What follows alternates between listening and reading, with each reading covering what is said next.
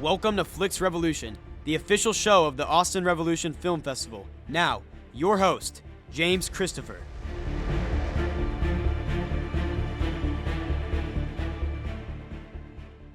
And welcome to a new episode of Flix Revolution. Tomorrow, the Austin Revolution Film Festival kicks off with our mixer at Pint Brewery. And look, we're looking forward to getting all of the filmmakers down here to Austin, Texas. Those of you who've been a part of the festival before know how much love and heart we put into this thing. And sometimes the byproduct of that love and that heart is that we've really become, in a lot of ways, a family. And with that comes a lot of support. It comes a lot of happiness. It becomes a lot of mutual strength.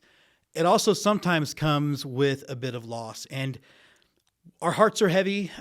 We want to wish the family of David Jurney, all of our prayers are lifted for them. David was one of a kind. And those of you who've been part of the festival know that there was no one that was kinder, gentler, sweet, always quick with the really dry joke, always quick to mock my Longhorns when the OSU Cowboys beat them, which is far too frequent these days.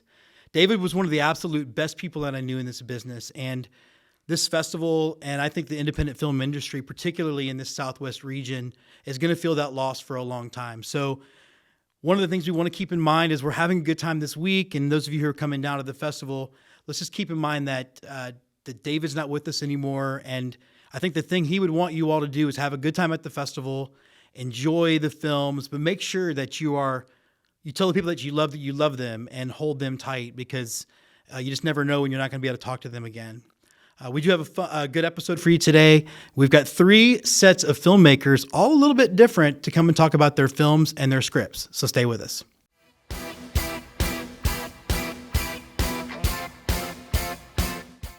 And as we continue to look forward to this year's, it's weird to say this year, right, guys? Because it's just now this year, Austin Revolution Film Festival. We are very excited to have Mara and Matthew Beier. They are a sibling directing team from the short film Away. First of all, how are y'all today? I know y'all are dealing with some weather up there. Yeah, Matt is, yeah. Yeah, I'm in San Francisco, just north of San Francisco. Oh, Matt, you guys really are dealing with it. Yeah, it's been nuts. But so far, we had a ceiling cave in last night. But other than that, we're good. And you still did the interview? Like, if anything, that's a reason to be like... No, it's all right. It's being dealt with. I'm not the person to deal with things like that. Got it. Mara, how are you today? I'm good. I'm out in New York, so we have a dreary winter day, but nothing like what Matt's dealing with. I have a ceiling, so you all have good. a ceiling. Yeah. Yeah, when we had the snowpocalypse down here about 2 years ago, I felt super bad because we never lost power. It was sort of fun, and then everybody else was like, our house is exploding, but here we go. You guys have to at least be the first sibling directing team on our festival. I've worked with my brother before. We actually work on our baseball show together, so it's kind of fun to do that. But what made you two decide that A, y'all wanted to make a film, and B, you wanted to do it together? Mara, do you want to take that one? Yeah, I can. So Matt and I are siblings. We're also kind of soulmates and besties. We always have been. And our life plan since we were little kids was always to make movies together. We would watch the Oscars together. We would play Star Wars Monopoly and watch Star Wars together. And we'd be like, we're going to make things someday. That was our childhood. And then we kind of took time in our separate careers. He's obviously also a writer. He wrote Away. I'm also an actor and a singer, and I'm out in New York with that. So we kind of did our thing for a while. And then I've always been sort of Matt's first editor person on all of his projects since, again, we were like teenagers. So we already have sort of worked together our whole lives in a way in that way. Oh, and I guess we spent our childhoods filming movies too. I forgot. Right. That's what we did for fun. Yeah. A cop series called Cops a Lot. Cops a Lot. I was Cop. Yeah. Yeah, with score from The Rock in it. Yeah, we stole a lot of music, but we were kids. Yeah. Yeah. And now I'm going to go watch The Rock. Profit. Yeah, exactly. But yeah, so it was always kind of the plan. And then Matt had this idea for a short, and we had all the equipment and stuff to do it. And we're like, well, why don't we put our two skill sets together and finally do what we've been planning to do, of not just working on our own individual projects and helping each other with those, but really making something together. So it was a blast. We had a good time. Yeah. And it was kind of a test too, I think, because we had no crew, Yeah, it was a little so insane. the big test. I'm trying to wrap my head around it because I have two brothers, one I don't speak to, one I love, but wow, I'm just trying to wrap my head around it. It brought up a lot of things that we. No, I think. Wait, what? This is why Mom liked you best. Yeah.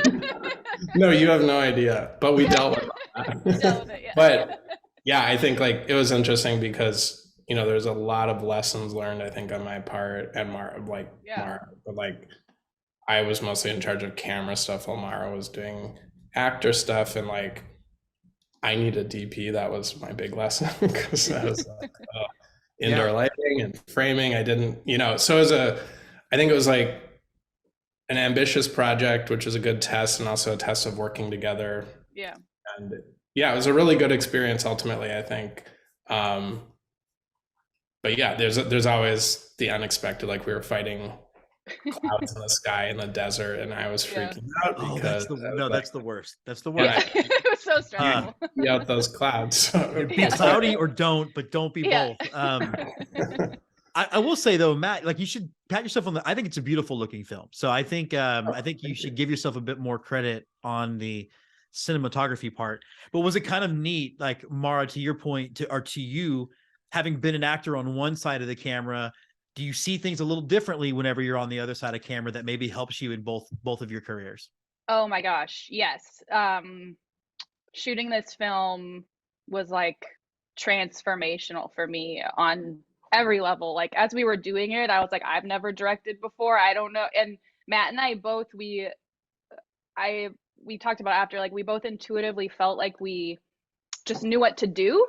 And that was really cool. And I was like, oh, I'm good at this. I can do this. And when I came back to New York after our shoot, as an actor, it just completely changed so much because, as a actor, you get really bogged down in making your performance, making sure you're delivering good work, but it can be in this like little tunnel vision, all about me sort of a thing, not intentionally, but there's a lot of pressure feeling and vulnerability there. And so doing this and being the one where it's like, okay, the light's fading, we have clouds, we have this amount of time to get what we need, and we're shooting day for night, and it needs to look good so we can make it work later, and like all of these things. I just realized how much is not about you as an actor, and there's so many, and I like knew this in theory, but it made it really real for me, where it's helped me just relax a lot as an actor, and there's like a freedom in that, and I don't think I would have necessarily understood that fully without being on the other side of the camera. So first of all, let's talk about the movie. I think it's something that we've really not seen before. The whole concept of doing a science fiction movie that's also LGBTQ film, so it feels a little bit more organic as opposed to sort of sometimes you get a theme stick situation where it's like, here's what our movie's about. Let's talk about where the story came from, how you got it to the point of here's an idea to now all of a sudden it's a 13-minute short film that's playing at festivals. Matt, you should answer that. It's yours. Yeah. So this is actually a snippet of backstory from another, like a feature-length script. Oh, okay. That has two scripts. So like there's two envisioned movies, one of which is a mess right now, the script. So I'm working on that. But this was a snippet that's just a news article in that screenplay. And it's kind of set against, I saw a documentary about, like I've always been, and Mara will attest to this, like super fascinated by the paranormal and people, like, is it psychological? Is it real? Is it what? And like people's experience dealing with that. And that spans into like religion, spirituality, like all these things that, we all live with and live next to all the time, but we don't necessarily dissect it all that often.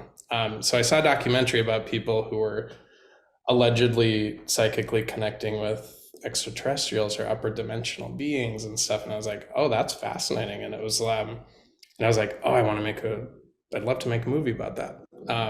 And so I wrote this other script, and it had a backstory about this other planet that people are being taken to, ones who like want a more peaceful, like better world. And so, yeah, it kind of worked its way into this backstory of the other script. And then I was thinking, because I'm not good at short form stuff, and like that's not my, Right. I like writing books. I like writing TV pilots with a 5-season plan. Like that's kind of what I'm working on now. And so this was kind of the first idea I had that I was like, ooh, this would be fun if we could make this. And then I spent, like a year and a half-ish kind of doing tests we did all of it in DaVinci Resolve. So okay. like learning a new software, because I'm more of an Adobe person. Yeah, me too. So learning Resolve and Fusion, which is where the effects panel is, and that it was a new experience, but it was great despite some crashes and stuff. And it really did handle everything well. So once we knew we could achieve at least something close to our vision with it, then we kind of pulled the plug. And it was not pulled the plug, bit the bullet. What's the word? Yeah. Yeah. So I got you. but yeah, so we did that. It was one of our stars was pregnant almost 6 months. So like the next day she flew back was like her airline cut off, like she couldn't fly after that. So it all happened like in a big whirlwind, and we just decided to go for it. And she also initially in the script, her character wasn't pregnant, and then Becca got pregnant, and so then we reworked it to try to make it work. Well, why didn't she consult you in the needs of the film? I mean, this is what I'm talking about. Actors, selfish. Exactly. we did. No, we did. We sat down. We kind of hashed out the story together after that happened and kind of figured stuff out. So that was, it actually, I think, added something mysterious and weird and a character dynamic between the two women. Yeah. That wouldn't have been there otherwise. So, yeah. So, Mara, you talked about how you were always reading his stuff, right? Mm-hmm. Was it different to now read it knowing I'm not just giving you notes on a story, but also this is something we're going to do? So looking at it from kind of that different perspective. Yes and no. In a certain way, because Matt and I are so intertwined in our work and our lives, in certain ways, when I'm editing his other stuff, or stuff from the past where we weren't going to shoot it together, it still was almost like it's all his work, but our business in a way of like our long-term plan and trajectory. So in a way, it was sort of just like the most obvious, natural iteration of what had already been our working relationship. But on the flip side, yes, it also was very different because I also have never taken a script from that perspective where I'm not acting in it either, and how to prepare that and think about it just from a different part of my brain and a different lens. So kind of yes and no, I guess, to answer. I mean, again, I think it worked out really, really well. And you already talked a little bit about your division of labor, I guess, on set. But like, Matt, did you ever see something in a performance that you leaned over to her and say, maybe try this? I mean, was there any bleed over at all between the two roles? I think so. I think I was very, very happy to leave that in Mara's hands for the most part. But then we had some moments where, even if it was just like doing another take, but quieting it down because they're in a restaurant, so they're not yelling at each other. But then, we had them kind of fight off camera, then press record, and we kind of just went with it. But it was generally, we had to do it so fast that it was all a blur. So it was like, get the takes we can. And Mara always had like she knew what she was doing in that department. So yeah, I kind of came in almost like the opposite of the script process. Like if I had a thought or an adjustment or whatever, I'd run it by Mara and I'd kind of bring that feedback in that way, the same way she brings feedback on my scripts. books and stuff. So yeah, it was, again, it felt really natural despite some stressy moments, but like, yeah, it just kind of worked, I think. This is a long way around asking a very sappy question, but I made my last film 5 years ago. It was a movie called A Chance of Snow, and it was again, it was sort of my swan song in doing indie film, and it was cool to have my brother on set. So I'm going through photos and looking at just remembering how fun it was. I mean, are y'all sort of cognitively aware that, one, you're accomplishing a goal you set out to as kids, but also this is going to be something that when you're 70, you're going to be able to pop in and show y'all's kids that this is what this great moment in time. Yes. Even like at the time, it was such an intense, we shot it all in a week. And again, we had no crew. So I was like recording sound while he was doing, like, it was all just insane. But it was simultaneously, I know for me, like some of the most fun I've ever had, and to do it with Matt, especially, was so fun. So now it's kind of the rosy glow. I just remember the fun.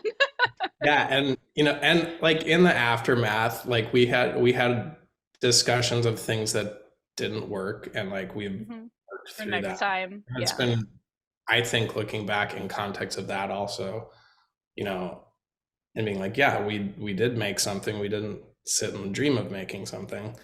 Not everything's perfect, but it turned out close enough. And yeah, the learning experience is the biggest thing, I think. And, I know for a lot of it near the end, I was like, Mara, I'm not sure I can do another like film. I'm not sure if that's my thing. But then like last week we have an idea for our next one. Yeah. So we're like, oh yeah, let's do this. We got to find a spot along the coast and make this happen. Yeah. So, okay.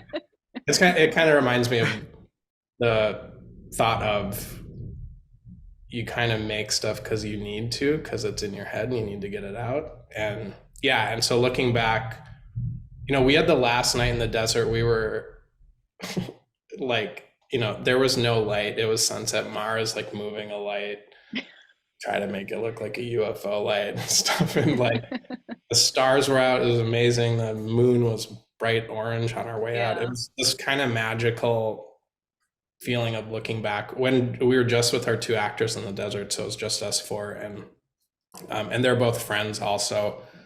And yeah, it was a magical experience looking back. I think in the thick of it though, it was a lot. Yeah. It was a lot. How has it been? How has the film festival circuit been for you guys? Has it been received well? I mean, how's this experience been for you? We're actually just starting. So you're the first that we have heard back from and that we got into. And and so we're so excited. So so we're your world premiere? Yes, you are. Thank you for being our world premiere. I'm excited. We're so excited to be there. We're going to see about pivoting and getting you into the prime time at some point. So we'll work on that. Cool. Big question for you as we wrap up.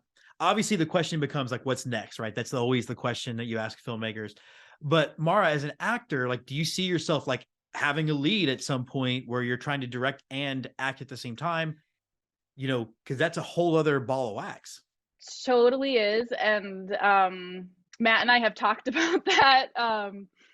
At least she'll show up to set, Matt. I mean, that's the one thing for actors, right? Like I was like, I don't know if I can do that, or like being in a scene with another actor and directing them. And he's like, no, I think you can.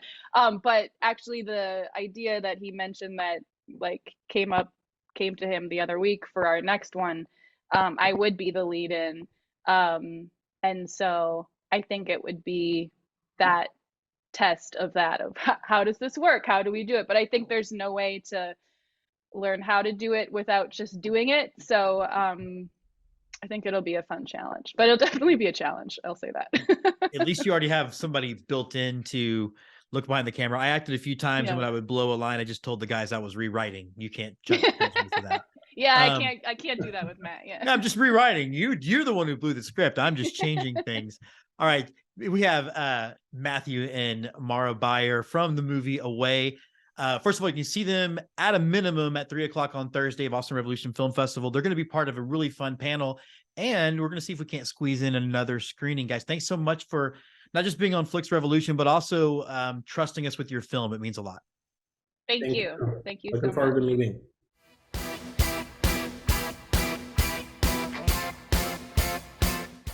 All right, so we are excited to welcome to you Flix Revolution, one of our favorite writers, Rakefet Abergel, who's got 2 short films in this festival. Short film screenplays.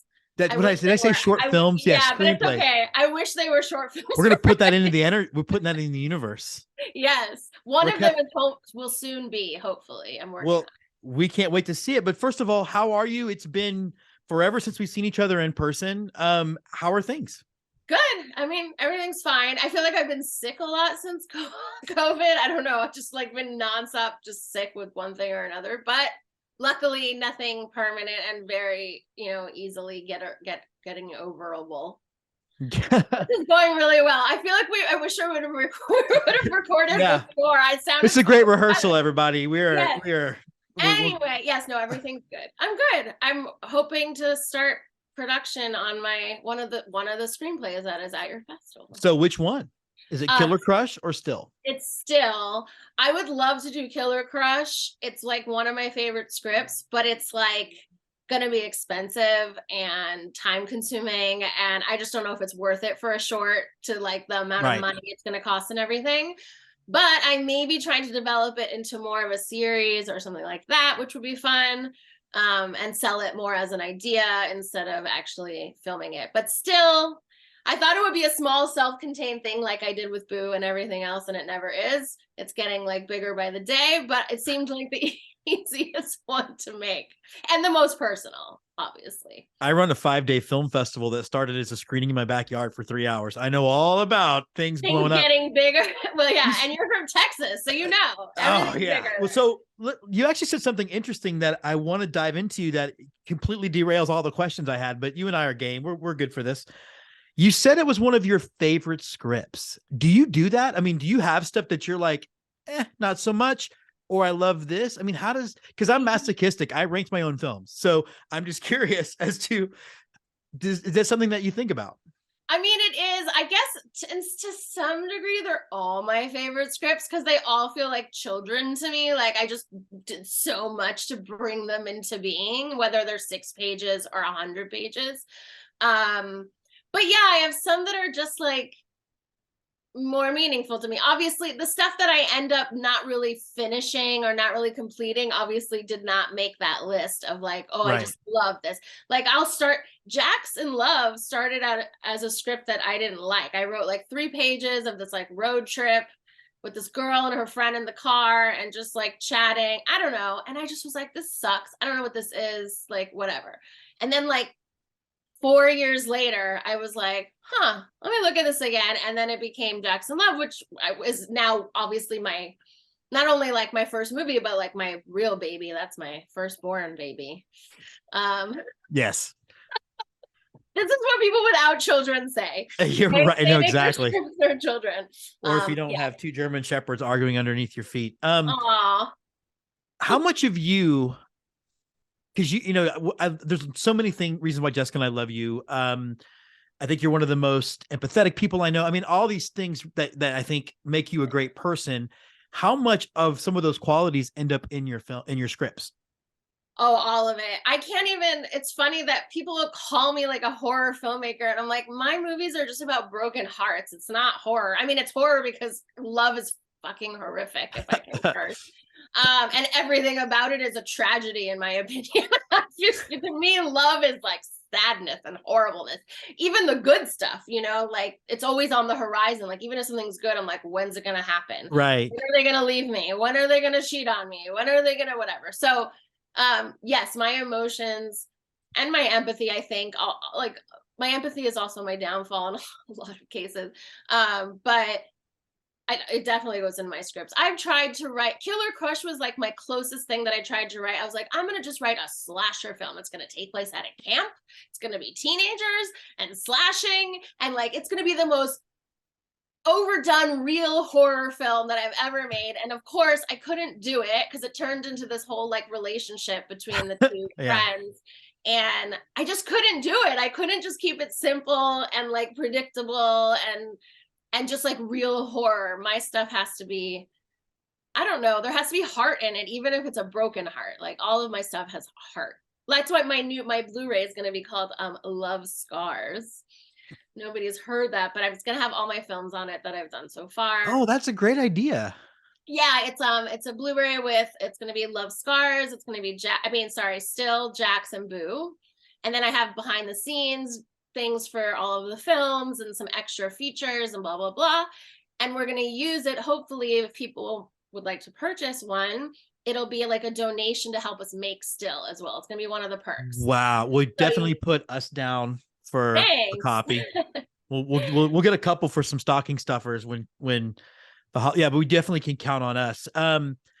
Your writing reminds me of Cedric Thomas Smith's in a way, in the sense that I do feel like both of you two, who, again, I don't respect anybody more than you two in this industry, your guts are in there. And so Cedric and I see each other all the time. And so I watch him through his process. And sometimes it's like, you're the funniest guy I know, but boy, can you get to a place.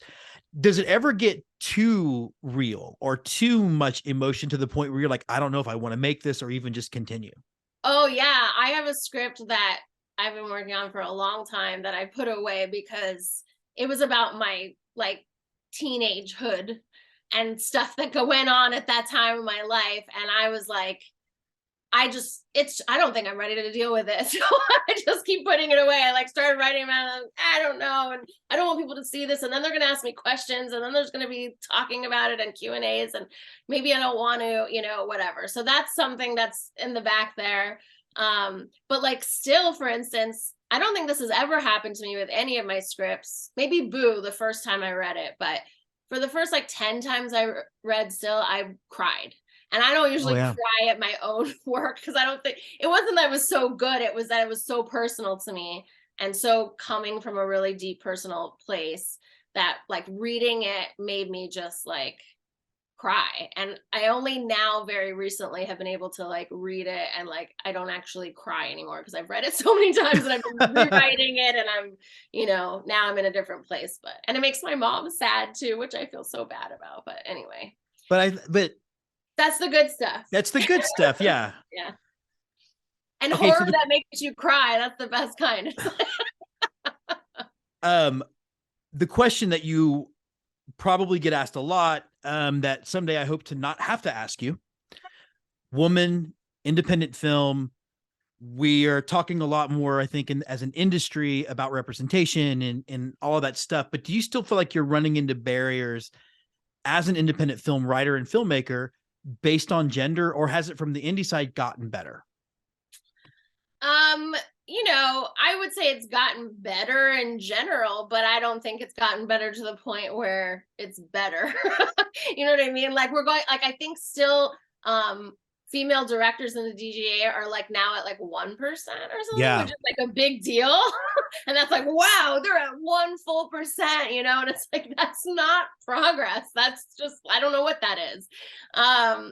It's like a placating amount of people. Yeah. I don't, so yes, I do think that things have gotten better, but they need to get like a whole lot better. Like with most things in our country. And I don't know. I have encountered some behavior I wish I hadn't, like men saying that they wanted to work with me or do something with me. And then when it's clear that that's not maybe their motivation, suddenly they don't want to work with you anymore, or they don't have the opportunity anymore, or my partners just won't, whatever. And the fact that that's still happening and happening to me, which I don't consider myself to be like some stereotypically hot girl. If it's happening to me, I can't even imagine what it's happening like to like Margot Robbie, who I worship. Yeah. It's sad that it's like still happening and that people think, and when it's happening, you're feeling like maybe I'm overreacting. Maybe it's not a big deal. Maybe it's not that. Maybe whatever. But it didn't make me feel good, So it's sad that that is still happening. And when that stops happening, maybe. Well, and then you also had, wasn't the Oscars this year where there was like no female Not one. And there were nominees. plenty of like excellent films with, you know, female directors that could have been nominated. Even one, you know. I think there are only 2 women ever who have won an Oscar for director. I know Sophia Coppola. And Jane Campion, I think, was one. No, what's Okay. her face? The Hurt Locker. Oh, Catherine Bigelow. Catherine Bigelow. I think her name. You know, is she also did Point Break, the original. Yes, which I think is amazing. How badass is that? I did a spoof of Point Break in a short film, and I got to jump on we had all the president masks on, and I got to jump up on the counter and scream at people. It was really fun. Yeah. I absolutely, I love that. That's one, in many ways, the most masculine testosterone, blah, blah, blah, blah movie ever, to the point that they don't even care if the plot doesn't make sense. But, Right. but I love the fact that we had a woman behind the lens. Yeah, you would not think that it was. No. Yeah. I mean, I guess it's to my own sort of short-sightedness, biasness. I never would have thought that a woman would make something so dumb.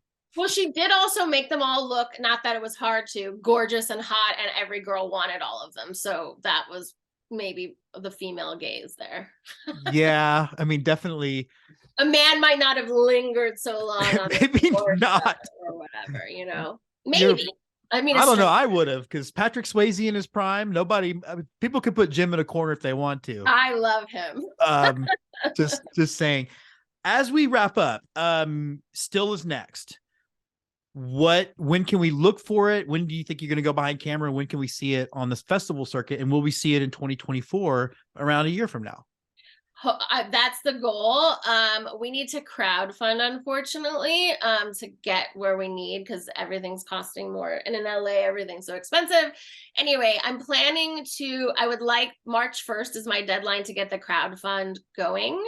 We're going to do about 30 days. We're going to have those Blu-rays as a perk for one, and some other stuff. And then I'm hoping to have it all done by June or July. That's the goal. Who knows if we'll make it, but if we do, then I'll make it in time to submit to all the festivals that I know I want to be at. And my goal is to have it done by July and then start submitting it. If it all happens in the time that it's going to happen, which is, I'm still looking for a producer, so that I have a great cinematographer though. He's amazing. So yeah. Well, definitely let us know how we can help. Obviously we've got a network we'd love for you to piggyback on and spread the word of it. But Thanks. She is Rakefet Abergel. She is one of the most talented writers in the Austin Revolution Film Festival. Thanks for being on Flix Revolution. Thanks.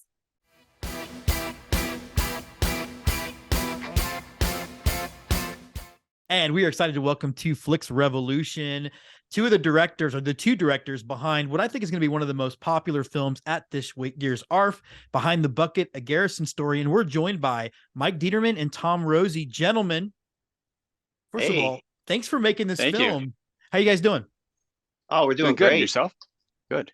Fantastic. So, like I said, we kind of get real casual on here, and I just got back from school. I got a German Shepherd under my desk. His name is Lord Vader. Nice. I fell in love with Star Wars, I think when I was 5 in like 1981. We'll start with you, Mike. I'm assuming you love Star Wars, and when did that start for you? It started when I was really little and seeing Return of the Jedi in the theater. I remember going to a local theater with my grandfather and my brother, and I remember turning over to the right because I was really young at the time, but I was so transfixed on the screen. I remember turning over to the right to my grandpa, and he was asleep through the whole thing. And so like that memory is ingrained in me, and I'm like, okay, cool. I mean, I enjoyed it, he didn't, but I also enjoyed it because of the Ewoks. So at that age. Yeah, about to say there's a whole How I Met Your Mother thing, because you're definitely on the other side, the Ewok line, and I still am too. So I don't understand why all the hate. What about you, Tom? I love the Ewok. Well, I was born in 1977, so I got that going for me. Which is nice. Yeah, I remember seeing Empire in the theater, and it was a drive up, or whatever they call them, drive-ins. Yes. Yeah. Okay. And I don't know exactly how old I was, but I mean, Star Wars has always been, as I mentioned in the movie, a part of my life.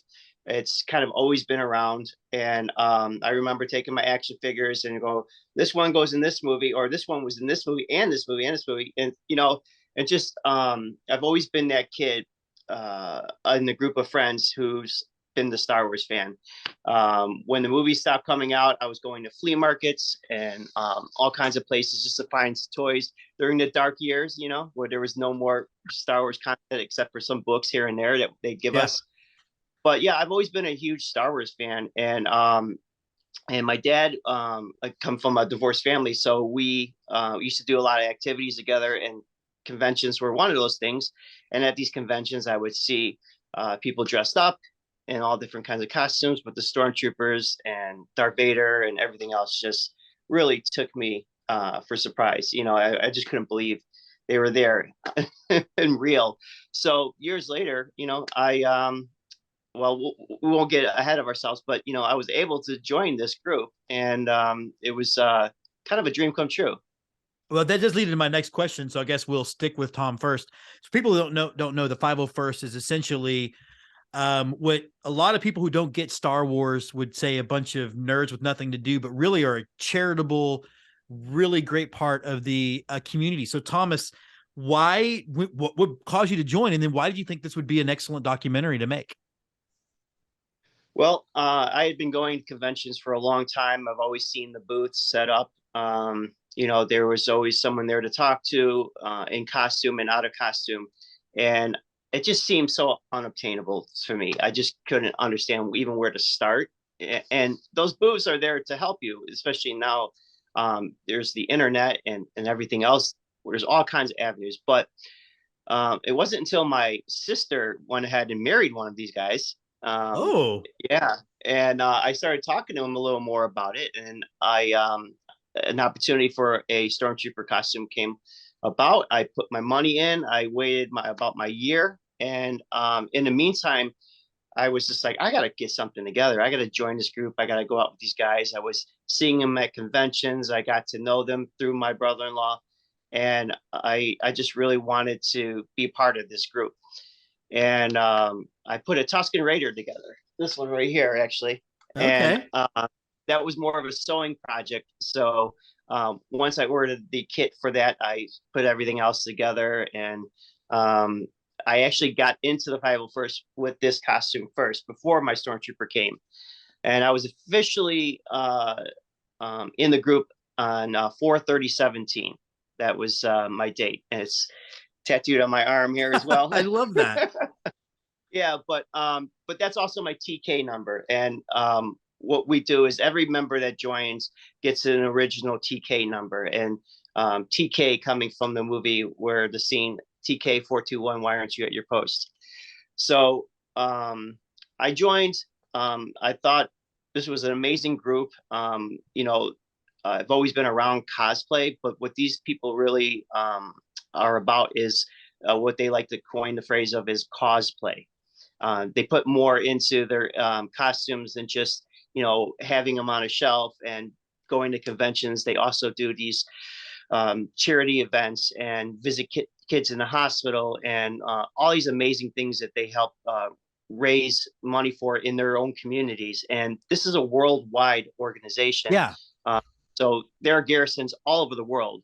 We're lucky here in the US that we have one in every single state, but some garrisons just represent one country, you know, like the Italian garrison. So there's so many people that belong to this group. We're about 200 strong here in Chicago and probably above that now. But it's just been a really great experience to be with these people that aren't just nerds. They're not just, as you put it, adults kind of like running around playing dress up. I mean, these are people from all walks of life. I say that hasn't been the guy who was moved to tears about 2 weeks ago when I finally got to build my lightsaber. Mike, from your perspective, what about this said this is going to make the kind of film people are going to want to watch? For me as a filmmaker, because I'm through the process, I actually became a member of the 501st. We don't show that in the film at all. But I remember meeting Tom at a convention. Well, I worked with him on a project before that, but I met Tom at a convention and we were just hanging out and I wanted to know what the 501st was about. I had no idea what they were. I thought, honestly, it was just a Wisconsin and Illinois thing when I went to C2E2 several years ago. And so he explained to me that it was much more. And at the time, all good decisions are made over beer, right? That's always the best decisions, right? I live by that rule. So there you go. Exactly. So we were there enjoying partaking in an adult beverage, and of course, it made complete sense that we should make a documentary on this. So Tom and I were spitballing ideas. He came up with the idea of like calling it Behind the Bucket that day, and then we went to the CO and started talking to Rex, and Rex was like, "Hey, sounds great." Within 2 weeks after the convention, I think it was either 2 or 3 weeks, Tom, that we were starting to film the first couple shots for it. I think it's I tease my students because they are like growing up in a world where you can be an athlete but also like Marvel or like Star Wars.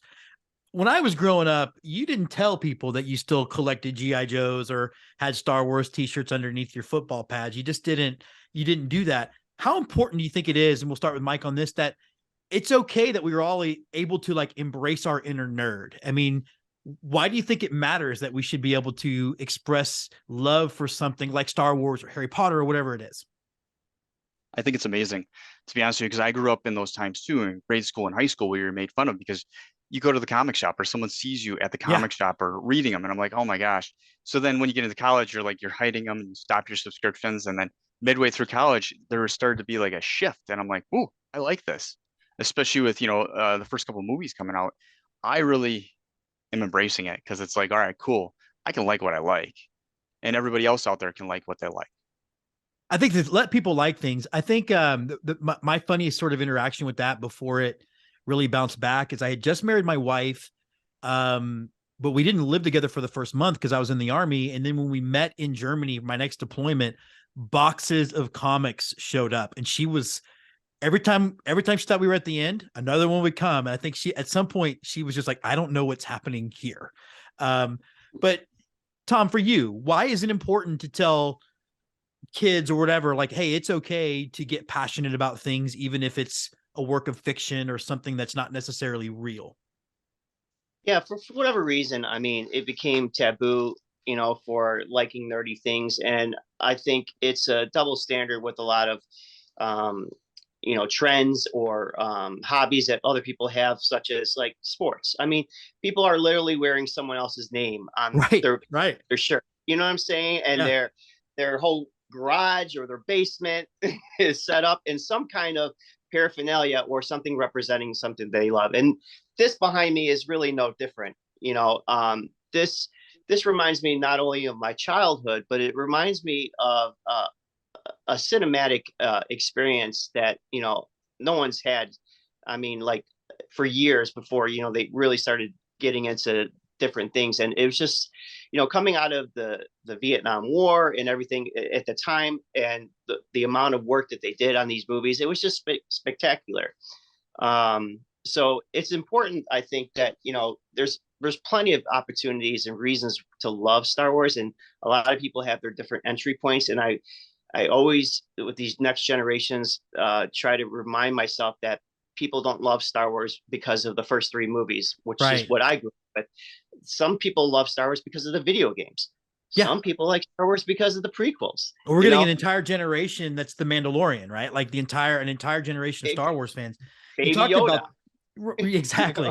You talk about the sports thing, because now we've come to the point where minor league baseball teams all have Star Wars night, and here's the mascot dressed as Darth Vader. It's so interesting where we are. And we do a lot of those events. Yeah, exactly. Well, yeah, it's so funny because I teach film at a college preparatory, and I texted my boss and I was like, "Hey, can I get my my paycheck up front for some bail money?" And she goes, and I kind of just kept her going. And I sent her a photo of me getting arrested by the 501st. She didn't find it as funny as I thought she would have. Let's talk a little bit about, really the work that David Haight, is that how you say his name? David Haight, and you guys did. How much of this movie took shape in the edit? Like, was it just you guys are shooting as much as you can, and then we're going to put this thing together? Or Mike, did you go into it knowing, hey, this is kind of how I want this to go? We shot as much as we could. I know some people, okay, so it was a no budget film. We were working with the gear that we had. Most productions that I'm on, we usually have a budget and we rent the gear that we need and all the little aspects. So you can see the flaws. We were shooting what we could because it was more of a passion project. So we wanted to capture all those little moments. There's so much stuff that is not even in this. We shot almost 5 terabytes worth of footage. Wow. And if that gives you any indication, and this is not a 4K movie. Like it's Right. so yeah. So I mean, if you just do the math, so we had to mold it in the edits. You know, we kind of took that whole advice of if you want to do something, just do it. We had some of the tools, we had the knowledge to film make, you know, to actually construct something. We knew we were going to get a story. We didn't know we were going to get as long a story possibly as we did. But we found it in the edit. Definitely sitting down with David and bouncing through different cuts. The first cut was 2.5 hours long, and we figured people didn't want to sit through that. And so a lot of stuff hit the floor. Well, Tom, what was some of the things that hit the floor that you're like, oh, I really wish we could have made that, they kept that in the film? Well, you know, I mean, we had a lot of interviews. I interviewed almost every member. You know, we had opportunities for them to sit down with us. Well, you know, it was an open chair. You know, like who wants to interview with us, and we asked a series of questions that were, you know, pretty much the same, but a lot of the unique things too, specific to the person we were interviewing, and a lot of it was great. I mean, it really showed a unity between the people because a lot of the answers were the same, but for film and editing, it just doesn't really work. So you really go through and pick out the things that, you know, people are saying that are really meaningful, and you don't know what to expect with a documentary. As Mike mentioned before, we worked on some other feature films beforehand, and a documentary is a total different animal. I love the process. It's a marathon. You know, compared to like actors coming in, say their lines, bam. This is like being a detective. You know, someone will say something, and then, you know, we're like, do we have the B-roll to kind of show what they're talking about? You know, they have the images to go to what they're talking about, and then, or they'll talk about something that we need to get footage of later down the line. So we're either calling people, asking for photos, trying to book, you know, this convention because we want footage of that. And as Mike mentioned, all of this footage that we filmed was ours, original. There's nothing that we pulled off of, you know, any other kind of social media or anything like that. So everything is 100% ours. And it was me and Mike and a camera. And, you know, we ran around. This was very guerrilla style. I think we learned a lot through this process. We didn't expect this to go any more than YouTube, maybe. I think, right, Mike? Yeah. Yeah, pretty yeah. much. So And now- it's amazing that we're in film festivals and that the reception has been so great. My mom cried. You know, I mean, my mom is not a Star Wars person at all. There's no reason for her to cry, but she loved it. My brother-in-law had nothing but great things to say. Well, again, big jockey kind of guy, you know, has really no interest in anything nerdy. But I mean, so those are the moments that really meant a lot to me. Well, and that's but what's also important, because you're able to like, it's easy to say, I'm going to sell this to Star Wars fans and we're going to buy it, which is going to lead us to our next line of conversation in a minute. But if you're able to reach people who aren't necessarily into Star Wars, it means it's a good film. And I'll tell you, the big reason why we played it beyond, again, me being that guy that loves anything Star Wars, was I felt like in this age of negativity, it was something positive. It was something beautiful. I got a very almost Ted Lasso vibe from the way I felt about it watching it. And I think that's a big reason why we wanted to put it on. Yeah, you know, it's it was quite a experience for all of us. I think we you know, we were touched by a lot of these stories that we didn't expect. We kind of just went out there. There were so many moments where it was just so beautiful, or you didn't expect someone to cry, or you didn't expect this to happen, and then you kind of go with the flow. I mean, that's what we really did. Mike is incredible. Dave is incredible. Mike's an animal. He drives all the way out from Wisconsin to Chicago to film a lot of these events. You know, Dave. I knew from the trailer he put out that we put out almost a year and a half before COVID put us back a little bit. But I mean, it was so touching the way he edited that trailer, and it still gives me chills. Well, but, as we kind of move to the last line of questioning, then when Mike, how can we see the movie, or I guess what's next after ARFF? You guys are playing this Friday in one of the primetime spots. What's next after that? We're going to have a screening in Wisconsin, where I live, and then another one in Illinois, and possible screenings elsewhere. As far as distribution, we're still looking into that, figuring out details for that. So yeah, I know it's kind of a non-answer at this point. I'd No, say it's check it out at perfect. film festivals. We had submitted to a bunch more film festivals, so we're waiting right now to see the responses from those. So it would probably be 6 to 8 months before it would be out for people to actually view. Okay, so as we wrap up, we talked a little bit about letting people like things, and you know, I firmly live by that philosophy. But there's a famous quote out there that says, "No one hates Star Wars more than Star Wars fans." And there's been all of these, obviously the prequels are a thing. And where do you guys sit with that? Like, where do you sit with some of the hate that we've seen, using The Last Jedi, for example, they made a poor girl leave Twitter, right? Like, Yeah. where do you guys feel about, what do you guys feel about just how negative some of our own fans can be towards the property? I don't love the prequels, but I get that that's someone's entry point. And I get that Lucas didn't make it for me at 35. He made it for somebody else at 12. So Tom, we'll start with you. What's your take on all of that? I think, without trying to get like too political or anything philosophical here, I think there's always people that want to, be out in front and be original, to say that they didn't like something, or it ruined my childhood.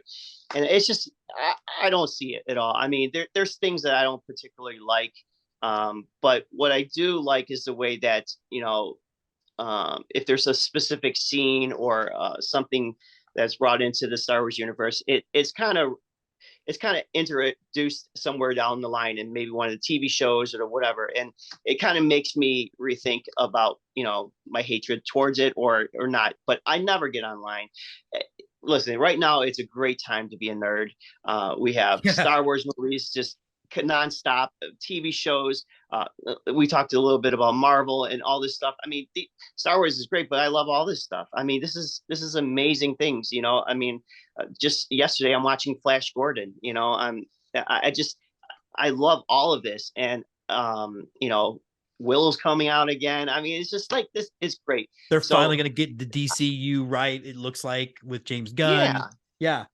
To the haters, I just, I don't even bother, because, it's great seeing these directors fall into these positions that were real fans, and they're really wanting to do whatever they can for these characters. And anytime anything comes up about like, oh, that character doesn't look like it should have, because it looked, this head was longer in the animated series, or something silly like that, or, I had one person tell me that, oh, the bombers wouldn't actually be able to drop bombs because it's space. Well, yeah, they wouldn't fly how they are either in space. Because that lightsaber really, all you want.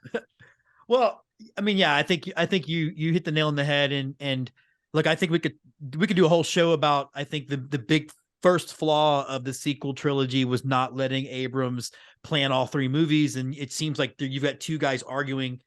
But I'm not going to take it out on Rose that I didn't necessarily love The Last Jedi. And one of the cool, I was thinking about one of the cool nerd moments when you were talking was at a con. One of our first movies was a movie called Funny Books, and it's basically high fidelity in a comic shop. And nice. we're pushing it at conventions, and I watched Edward James Olmos in a laser tag battle with the 501st. So I watched Admiral Adama shooting stormtroopers. It was pretty awesome. Mike, where's your take on some of this sort of fan on fan hate that we get? It's frustrating, because the thing is that we're all in the same arena. Okay, we're getting this huge bowl of chocolate ice cream, and everybody loves ice cream. Some people may like it more than others, but just don't ruin it for everybody. That's the thing. It's like, 10, 15 years ago when we were talking, like when you were growing up, you used to have to hide your nerdism because you couldn't like what you liked. Don't hate on people now for liking what they like. Right. Or creating something specific. I agree with you, though, that I wish Abrams could have done the whole storyline. And in some ways, I wish they would have just said, hey, it's instead of 30 years, it's 60 years in the future, and just do a whole new story. That might have actually made fans a little bit less hostile. I think people like to hold on to those things that they find so sacred when they're growing up, or they find so dear. And I think sometimes you'll need to just kind of let go a little bit. Yeah, and we're I building think, new memories for the new generation, with Yeah. these, and Yeah. these movies were always geared towards kids. I loved the Ewoks. I didn't understand there was ever a hatred towards the Ewoks as until much as How I there Met was Your Mother, Jar you're Jar like, Binks. whoa. Yeah. But I was the demographic. That's the point. It was geared towards my age, and that's why I loved it. And Jar Jar Binks was geared towards that demographic, and all these other characters, all these storylines. So I think we all just need to just chill Yeah. out and relax and enjoy the ride. They're not making them for us anymore. They're making for our kids, or in my case, my grandkids, and that's fine. And it's a beautiful thing. Yeah. And I've loved everything that Disney's put out as far as TV shows. I didn't love Boba Fett so much, but everything else I thought's been great. I can't wait for everything that's coming. Real quick, then, last take. I teach a film studies course, and we're doing a Star Wars examination in which we are watching the movies in the following order. We're beginning with Rogue One, then we're watching Episode 4, Episode 5, Episode 2, Episode 3, and Episode 6. I feel like it makes the through line of Luke feel like it's got an actual story arc. I feel like Han feels frozen longer. It keeps the reveal in 5, but I think the reveal of Leia and Luke being brother and sister is actually better in 3 than in 6, and it treats it as a flashback. Mike, what say you about this order? I have to agree with it. I 100% have to agree with it. I could see that. I'm not good at pop quizzes. This is not good. I'm starting to sweat now. I'm like overall. train A and train B leaves the station at the same time. Right. Like I don't know who arrives in Albuquerque. Come on. I'd have to. I'd have to agree. Yes. 100%. Tom, one word, yes or no? No, only because I would put Rogue One somewhere else, because listen, my top 3 favorite movies are Empire, Rogue One, and Return of the Jedi. And Rogue One, it just, I left that theater feeling a certain way, and I think it should be slotted somewhere after at least the first 3 movies, because it kind of gives that excitement and that reveal. And Can I explain to you why I put it there, and Yeah. maybe you'll change your mind? Okay, let's hear this. I always felt, as a screenwriter, and I've written and produced 15 independent feature films. I've always felt like, because of the technology and because of Alec Guinness being what it was, Vader was scared, and we never in the original trilogy really have a moment where that fear is earned. But when you put Rogue One at the beginning and you get that really badass Vader scene, all of a sudden you're like, okay, I know exactly why these guys are afraid that Darth Vader's coming through the door. That's my big argument. Obviously, to each their own. Tom, Mike, behind the bucket, thank you so much for being on Flix Revolution, and thank you so much for trusting us with your film. We cannot wait to meet you guys in person. Excellent. Yeah. Likewise. Looking forward to it.